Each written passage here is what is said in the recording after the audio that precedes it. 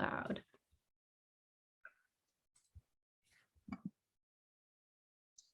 Hi, and welcome everyone, and welcome to another edition of Talking Story. Those of you who've been listening in the past, you know that Talking Story is a very important concept to us who grew up in Hawaii. It's a way that we get to know each other and grow intimate in our relationships. We just sit around and we talk story and we learn about each other. And in these interviews, we've been able to interview folks from different racial ethnic communities and learn about their lives and especially about their passions and what makes it so important for them, especially in areas of social and racial justice. And today I'm really happy that my co-host is Pastor Lauren Gully, who is the pastor of spiritual formation and as well as mission at LOPC. And Lauren knows our speaker, and so I'm going to ask Lauren if she would introduce our speaker today or our guest today. Of course. I have known Charlene for over a decade now. Can you imagine? Charlene is an incredibly gifted, now senior pastor at First Presbyterian Church of Berkeley, but was formerly the executive pastor at Fifth Avenue Presbyterian Church in New York City, where she served for over 10 years. And she is a second generation Korean American and has a beautiful family, which includes 2 daughters. So we are so lucky to have her talents so close to our church and our congregation. And I've just been so impressed and know all the talent that Charlene continues to bring to ministry. And now we have that gift in our area. So welcome, Charlene. We are so glad that you are joining us today. Thanks for having me. I'm so glad you're here, Charlene. So glad. Charlene, so we started these interviews right in the midst of the pandemic.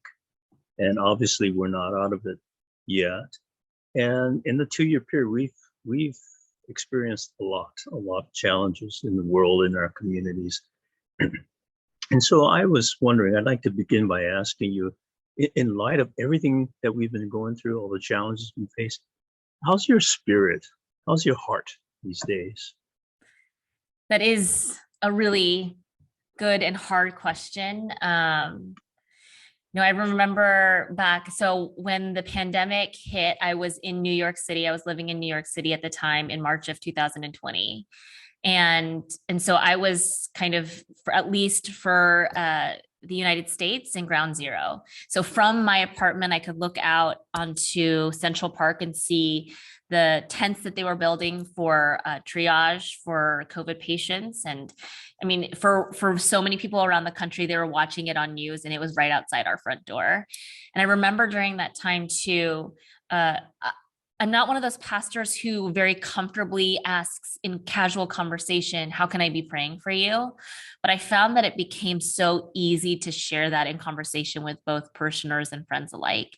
And so ironically, in this kind of intense 2 years, I guess it's 2 years this month, my soul has experienced a lot of ups and downs. We moved our entire family across the country and started a new call that has been full of both joy and hardship.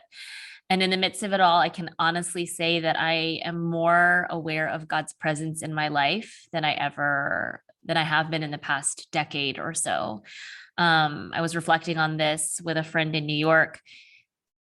New York is such a city, and Lauren knows this, that like you can hustle your way through. Like you don't really need, you're kind of taught or enculturated not to need external help.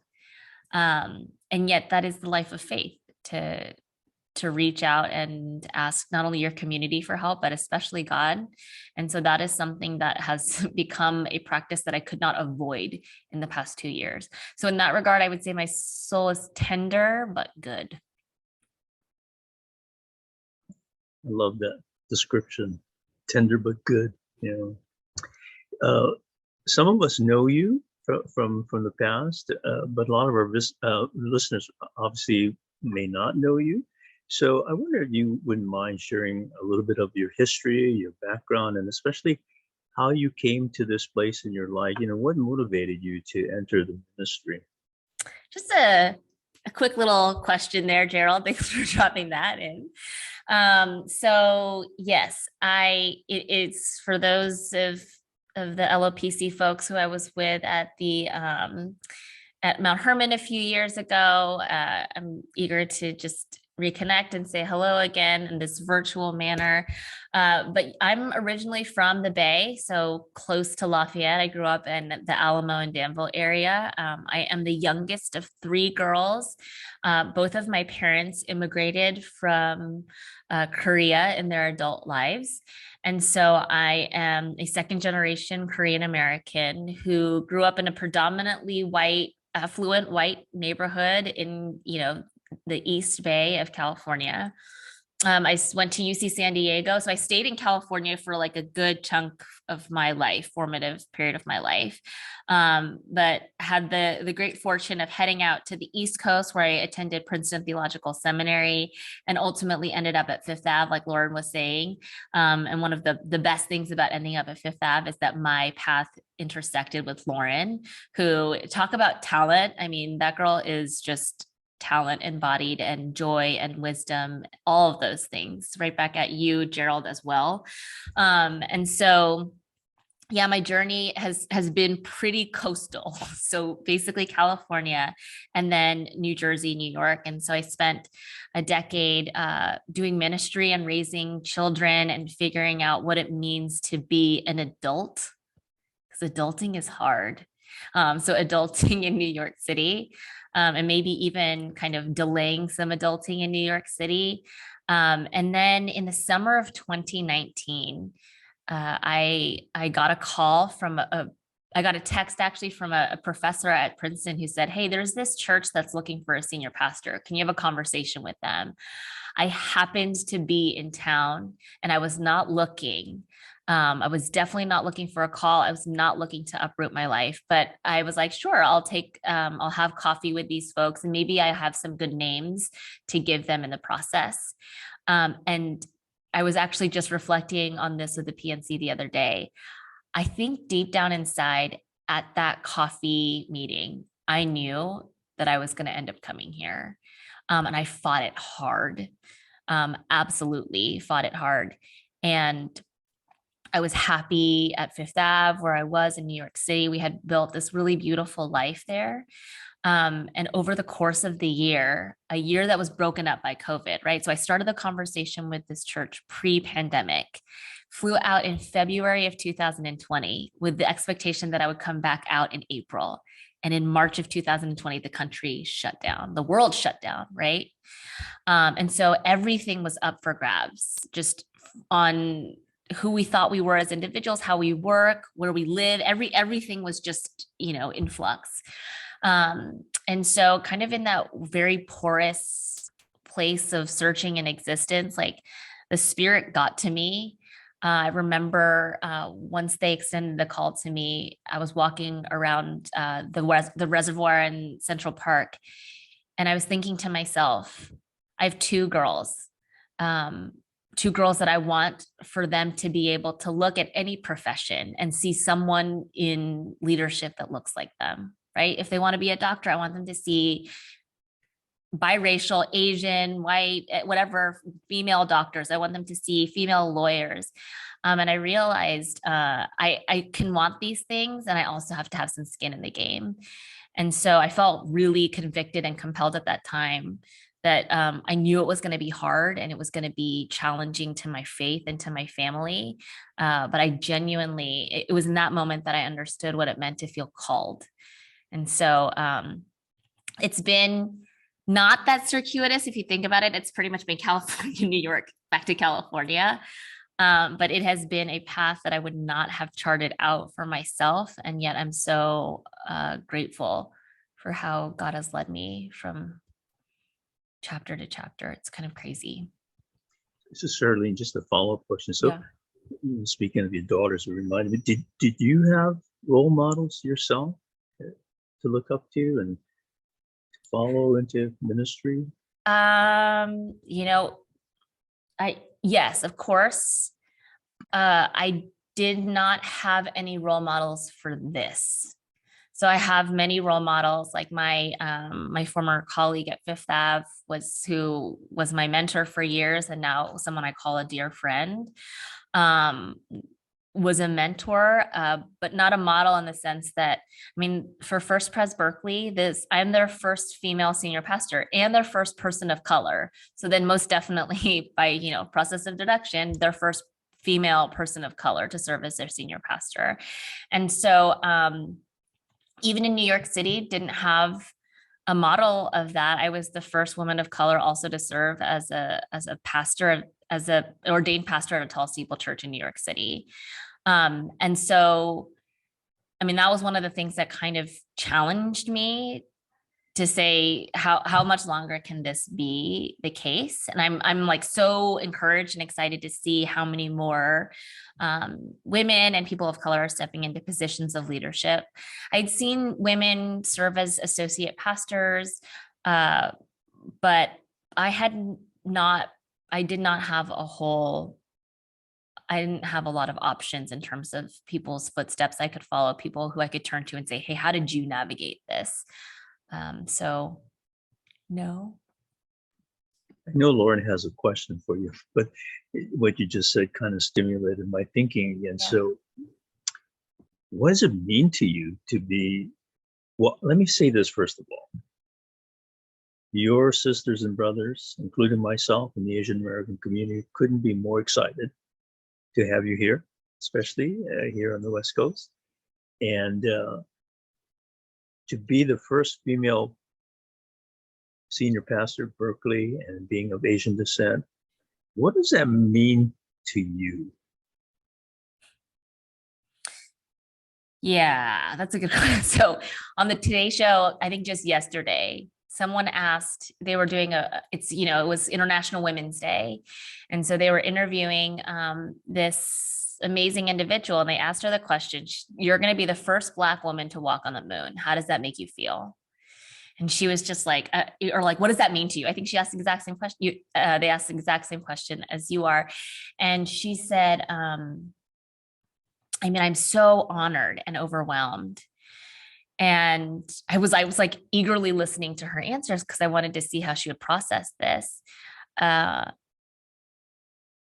I feel the same way. Part of me is like, I can't believe that it's taken this long, if I'm being really honest.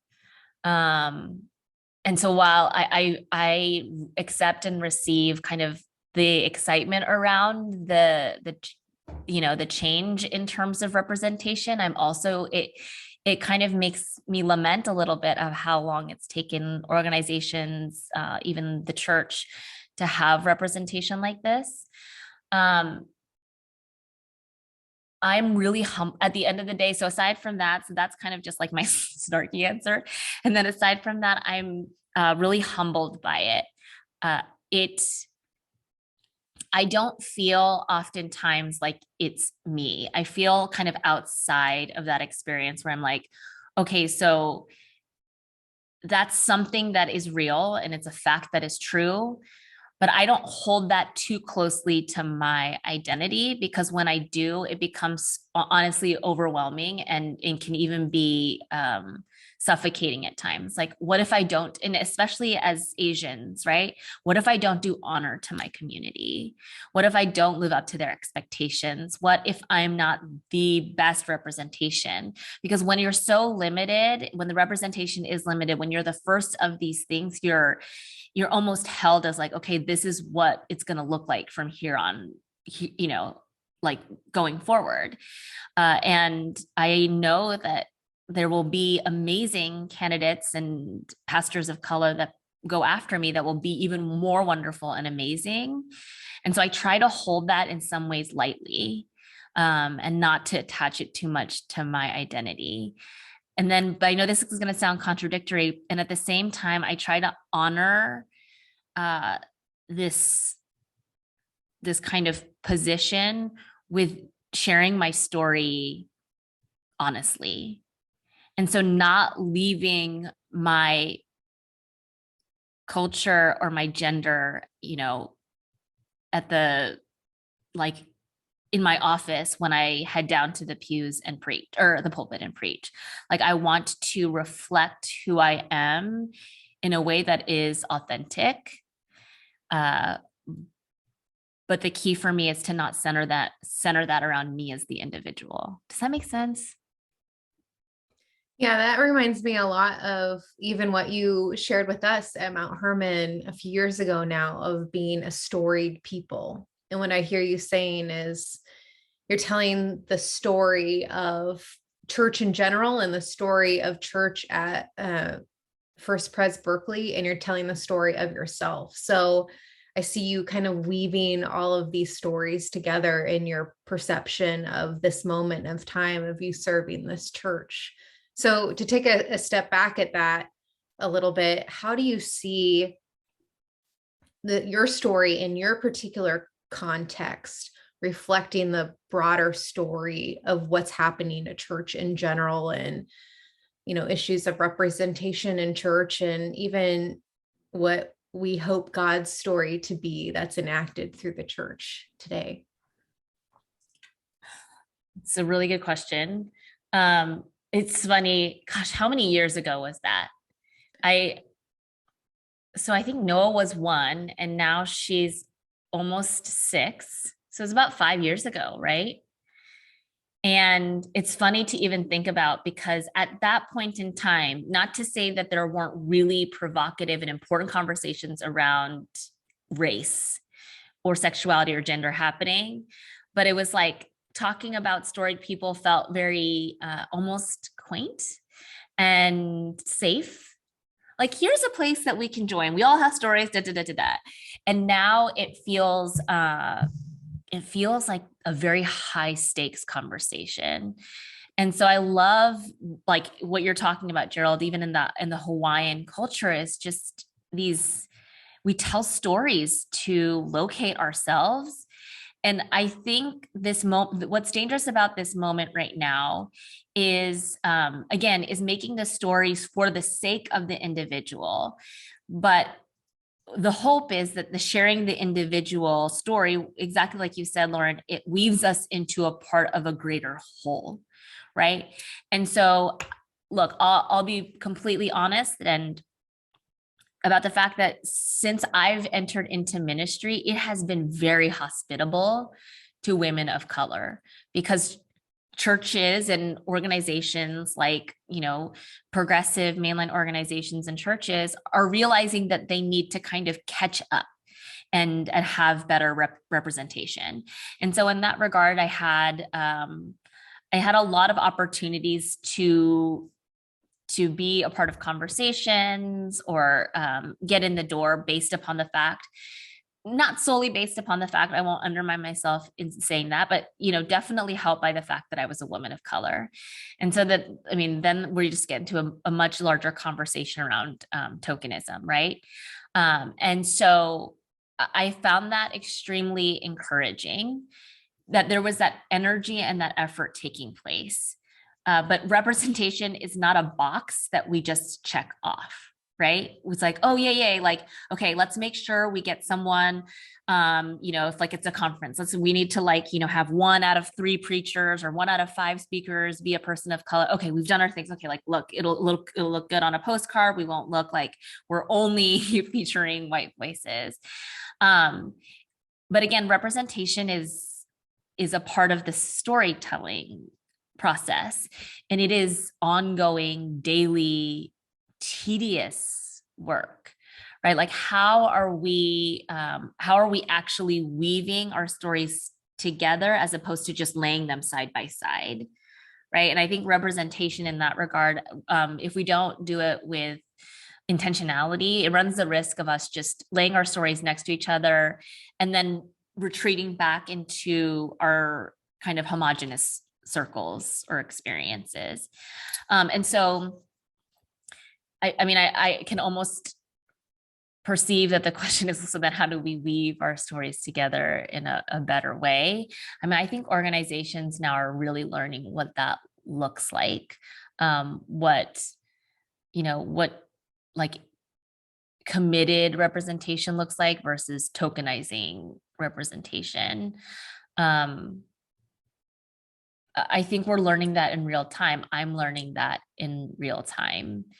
And so, I mean, I would ask you all, like, where are you seeing that happening well in terms of like, and when I say that, I mean diversity. Where are you seeing diversity happen well, where it doesn't erase our differences, but it also doesn't isolate us or further divide us? Like, where do you see people's unique stories being held well together?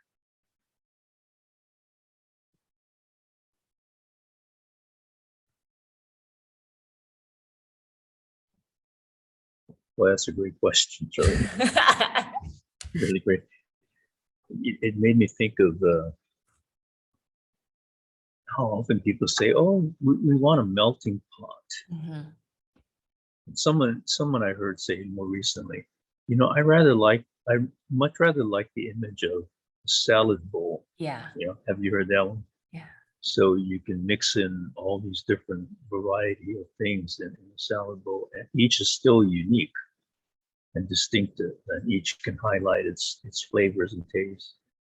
Whereas in melting pot, you just merge into one color, Mhm.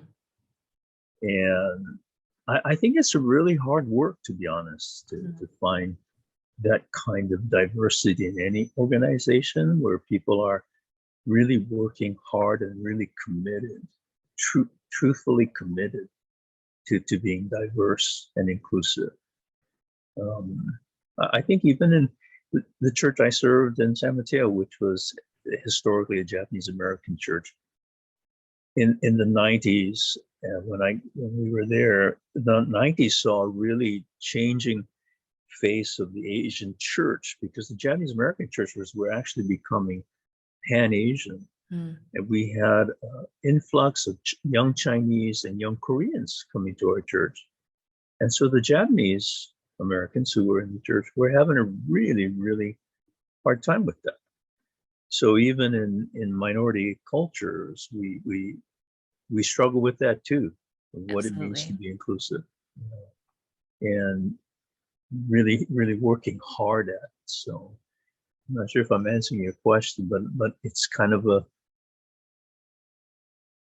hard kind of thing to see it actually happening without the commitment and dedication of people. Yeah.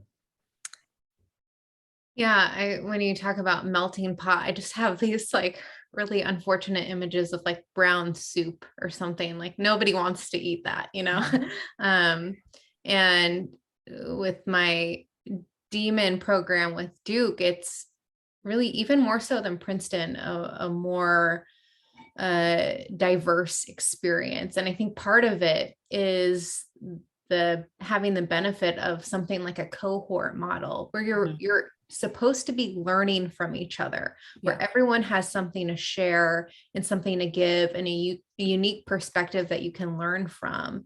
And I think when we approach situations, whatever they are, doesn't have to be doctoral ministry education, that's when it's more of a salad bowl and, not just rolling over each other's stories for the sake of a collective or for the sake of highlighting one individual story, but benefiting from diversity, which we believe as Christians is part of the kingdom of God.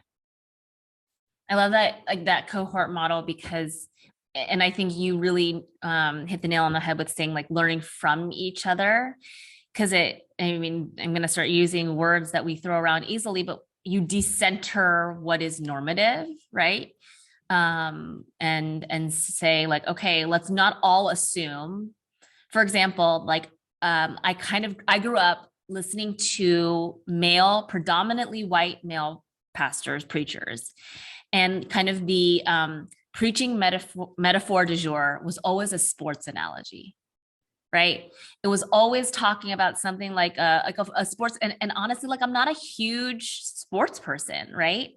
And so, but I grew up thinking that is what you do, that's the most universal language that people can understand, right? I don't understand it, but if everyone I'm hearing from preaching from the pulpit is using that, then that must be what is normative.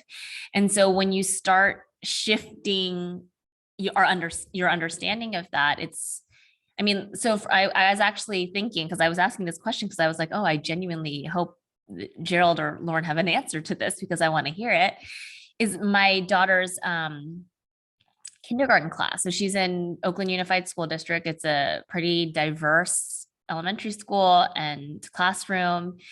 And I grew up where it was super normative for, like, you call everything like Christmas break, Christmas holiday. We're gonna have our class Christmas party, right?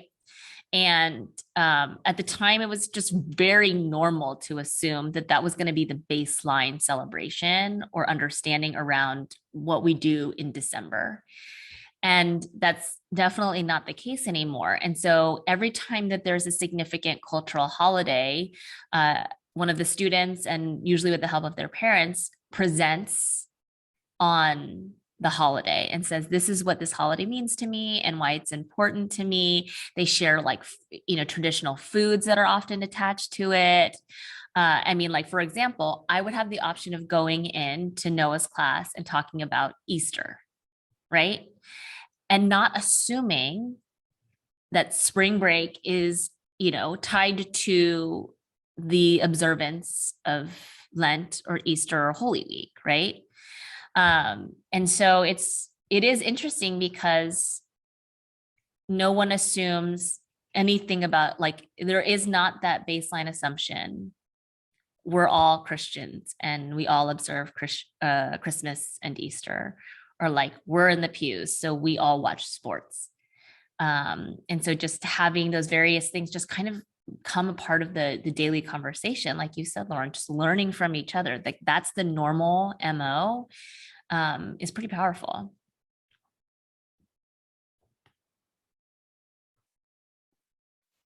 Well, I'm curious, like, in light of all of that, the church hasn't always been great at prioritizing what we've been talking about. And there are a lot of reasons for that. So from your perspective, what do you see God calling the church to? And generally speaking, although, if you have specific instances about First Pres Berkeley, like, how do you see God interacting with us now as the church, trying to figure this out, trying to live into this?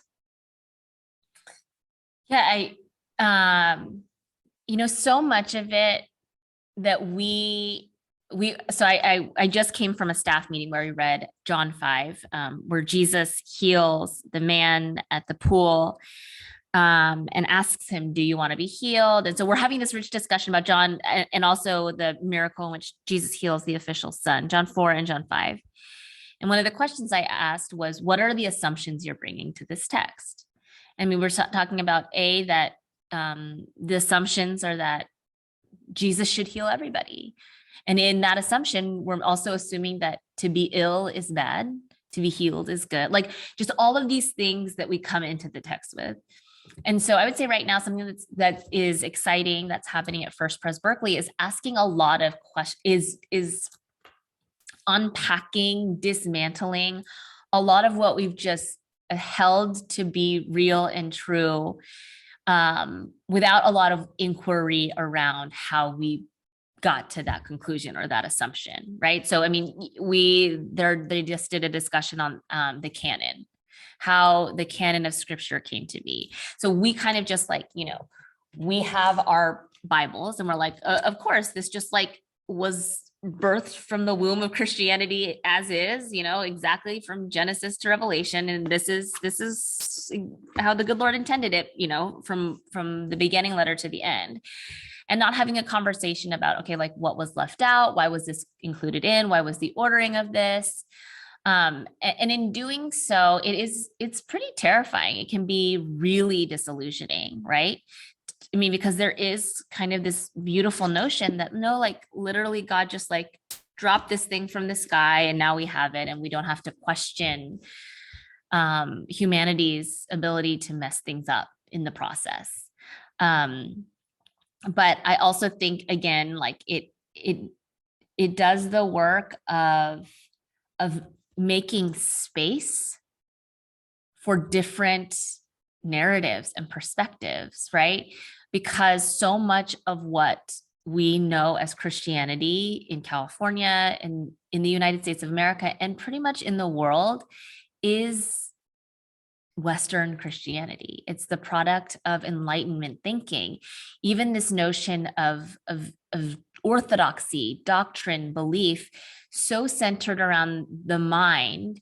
You see now in the church this return to what does embodied faith look like, right? What does embodied prayer look like? Not a rote recitation of the right words, but like paying attention to where the spirit is in relation to like our physicality, for example. And so I think for Christians who have been largely raised and taught in a very Western Christianity, some of that unpacking and that untangling starts with the brain. And saying, okay, oh, now I understand how this has come to be a very Western understanding. So for example, Christianity in Korea had roots in Korean indigenous religion. And in that case, it was shamanism, which is a very kind of like Pentecostal charismatic type of expression of faith. And so you're going to see that expressed a lot more in Korean Christianity than you are going to see in, for example, American Christianity. And even that is like an example of like, oh, okay, so this isn't the limited way of the limited expression or understanding of revelation. So once you start peeling away those layers, all of a sudden it opens up the possibility. For example, I know like someone who I follow on Instagram, so she's, very influential in my life. Christina Cleveland is like, her big thing right now is what does it mean to picture God as a Black woman? Right? Like and one of the things I did when I was working with Lauren at Fifth Ave is I asked these millennials, these young adults, Gen, and also Gen, I guess, Y, to draw a picture of God. And they were hesitant because they knew what they were going to draw. And they were kind of like a little embarrassed as to how this was such a cemented vision or image in their mind. They drew a picture of an old white guy with a white robe, with a white robe cinch. It's just like, it is literally embedded in our kind of cultural consciousness, right? And so when we are able to, I think that's going to be the hard work for the church, is how do we peel away those layers, not simply for the exercise of peeling them away, but so we can make room for other really rich perspectives and understandings of God.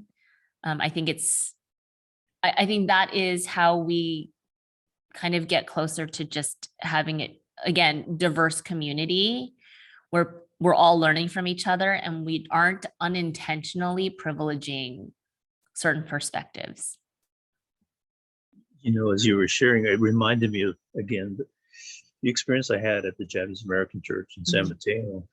And looking back at that experience now, I realized that what I brought to the church at that period of time was my Western understanding of faith, even in the expressions of worship. And I look back at that experience and I think to myself that, I think we missed something when we weren't listening as much as we possibly could to the first and second generation pastors who were still with us. And who wanted to continue to pass on some of the more Japanese American or Asian American influences on us. And in some ways, I regret not becoming more familiar with Asian theologians, for example. It's something that I, in many ways, regret. And I still ponder that from time to time. What is my expression as a Christian and growing up in Hawaii, for one thing, and growing up as an Asian person? What can I really bring to the table as myself? Not what I think I should be from perspective of the larger church. So I still struggle with that. I still wonder. Oh, I think that's gonna, look, I'm not saying we throw out tradition. And I do think there is this it's almost like this word is going to sound bad, but I understand it's almost like this desire for purity.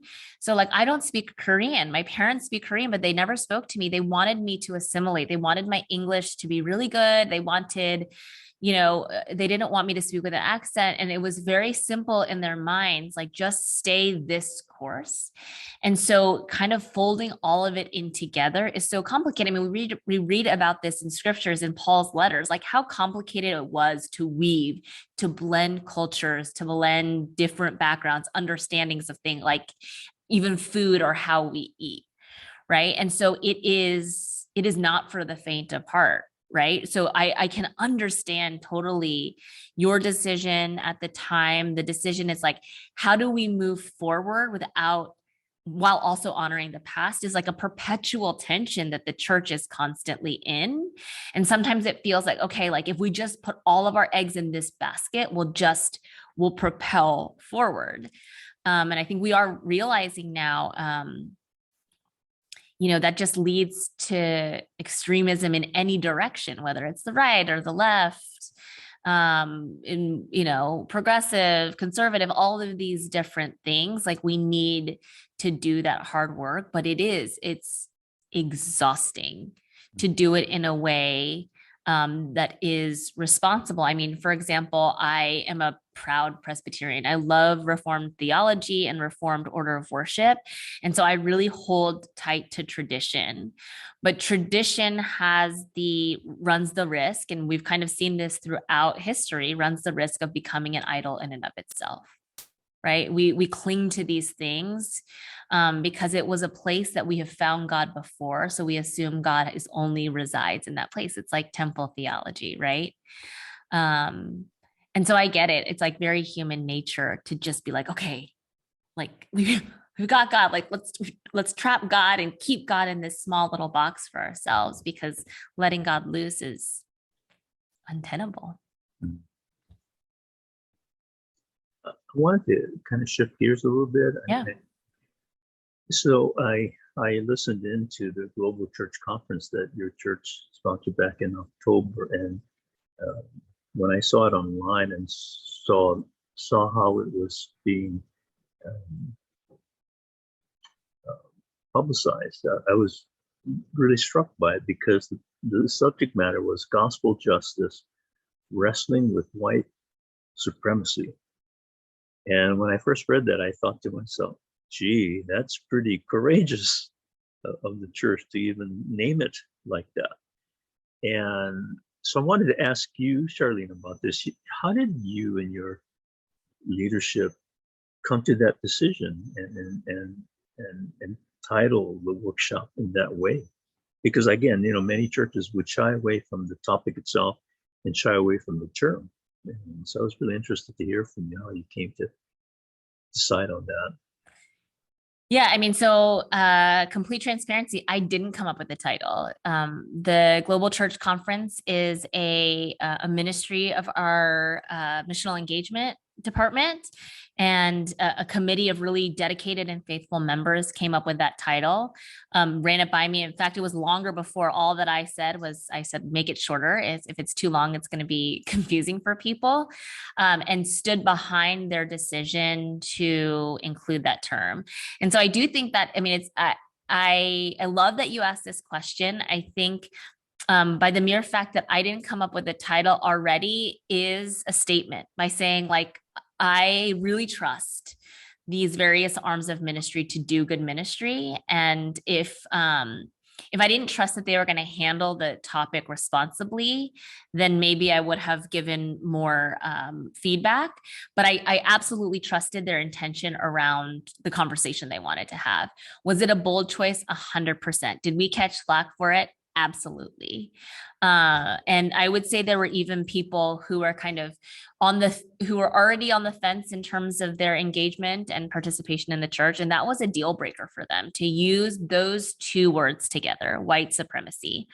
Whereas other options that we've used in the past could have been white privilege, right? Or racism or other words. And so, I mean, I think it is the fact that I love that it struck you, because it also it speaks to the fact that language right now is just increasingly and incredibly incendiary, right? And so because even in the initial like workshopping of that title, we got so much feedback that we had to add an asterisk that said, when we talk about white supremacy, we mean this.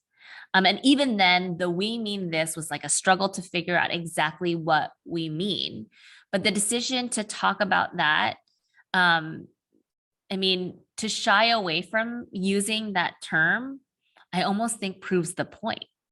Like, why can't we talk about this thing? What are we afraid of? If this is something that, even if we say, it doesn't exist or it does exist, or to make a point on it. And so when we talked about white supremacy, we're talking about really, again, and now the second I say these words already, I'm going to have people who immediately tune out or tune in based upon specific language. We were talking about systemic racism, right? How there are things written into the system that, regardless of whether or not you say I'm a card-carrying racist, that the system has evolved in such a way that it benefits, privileges, discriminates against, fill in whatever blank, people based on the color of their skin. And it's funny because even the people who took real issue with that phrase, we agreed on the points of the conversation, right? We agreed on the basic fundamentals of what some would call systemic racism. But the second we started adding certain buzzwords and phrases, it's like immediately we started like slicing the pie smaller and smaller, which was a risk, right? We could have used language that immediately would have drawn people in. But then again, then you stop having the real hard, it is really tough. You stop having the hard conversations that you need to have to really move the conversation forward. Because the year before, we also talked about racism. And so we wanted to go a step deeper, which meant that it was going to, the deeper you go, like kind of the more it hurts in a sense to have these conversations that reveal disparity of experience, of belief, of perspective on things. And we desperately want to believe we're all on the same page. But that's not human existence, right? We aren't all born with the same backgrounds or experiences, whether that's economic inequality, race, geography, you name it, right? Has there been any follow-up since the conference on the topic at your church? So we, and I think, I'm fairly certain that a lot of churches are engaged in this work. It was, something that I'm so proud of this community about is it was engaged in the conversation around racial inequality and racism before June of 2020 or end of May of 2020. And so for several years now, this church has had what they call the Racial Justice in the Church Working Group that is examining in the world and within itself how it can be more mindful of racial inequality, injustice, and so on and so forth. And so the work that continues after GCC has been work that's been in process. First Pres Berkeley is the session approved last year, an organizational assessment where we look within ourselves and ask ourselves, okay, so for example, in worship or preaching, are we only using white theologians when we preach? Or are we only using Western composers? How are we also including a variety of perspectives and experiences from worship? And so then that goes so on and so forth. I would say another way that it is the GCC conversations have impacted like how we actually do church is in our mission partners and our missional giving. And so, for example, one of the people in that conversation was Russell Jung, who founded the Stop AAPI Hate movement. And so figuring out how we can have some skin in that game and partner with the initiatives that are trying to raise awareness around AAPI, violence against members of the AAPI community. Russell was one of my first Talking Story guests. Oh, he was awesome. Yeah. So good. Yeah. Well, Charlene, I'm very conscious and want to honor your time. And so we want to thank you. I'll ask Lauren first. Do you have any follow-up questions or comments for Charlene?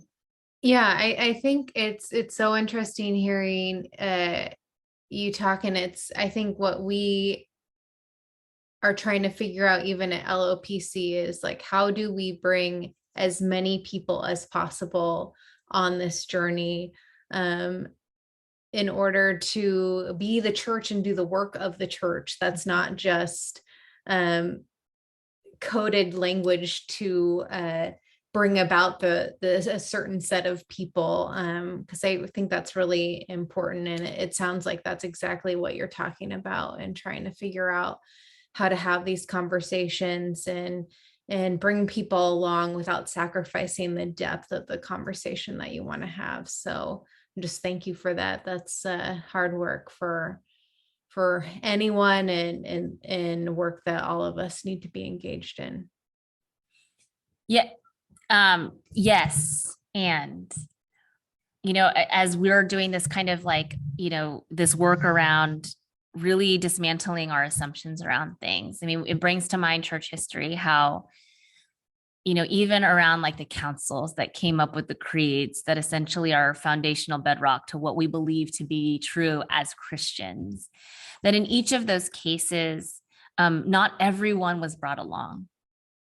And I think that has been one of the hardest, most sobering realizations for me in this work is, I mean, even Jesus, like his conversation with the rich young ruler, right? Like there are people who have conversations, even with Jesus himself, where he says, okay, this is what it's going to cost you. And they're like, price is too high. Right. And so I think one thing that it is just, it's kind of it's going to be a humbling, sobering, but also a helpful thing, I think for churches to also understand, is to know where you're going and do what you can to bring people along, but also know that everyone moves at different speeds. And I think that I almost realized that it might even be a Western thing to assume that we all move together at the same time in the same way and come to the same conclusion. Like that's what the councils are, was like this grandiose hope that we were all going to come down to the same level of orthodoxy. And I have wanted that too. And I've realized sometimes that I have held back. And I think you just noted that, Lauren, like we still have to go in and have the hard conversations. And sometimes that's going to leave people really uncomfortable. And so I do a podcast with my friend in Dallas, Amos DeSasa, and we just had a guest, Shonda Jaw, who's amazing. Have you guys talked to her? Yes, we have. Oh gosh, she was our last guest. Okay. Yeah. Gosh, we're just like hanging out with all of each other's friends. I love it. But one of the things that she said that was so freeing for me was like, we all have different roles to play, and it's not the same role, and it's not in the same way, and it's with the same outcomes. And so I genuinely appreciate the two of you, most of all for your friendship. You are two of the most generous people with your spirit and providing space around. And Gerald, I mean, we've only really spent physical time together at the conference, but you have remained such a steadfast form of encouragement to me, even over like the virtual medium of email. And so I deeply appreciate you. And Lauren, obviously, I love you so much. You're, just one of my dearest friends. So thank you all for making this space and having these conversations. Thank you so much, Charlene, for being with us today. And we look forward to more conversations with you. Absolutely. And to all of you who are listening, thank you for joining us. And of course, you're on the website if you're watching this video. So please be sure you look at some of the other Talking Story interviews that we've done in the past. So thanks again for joining us.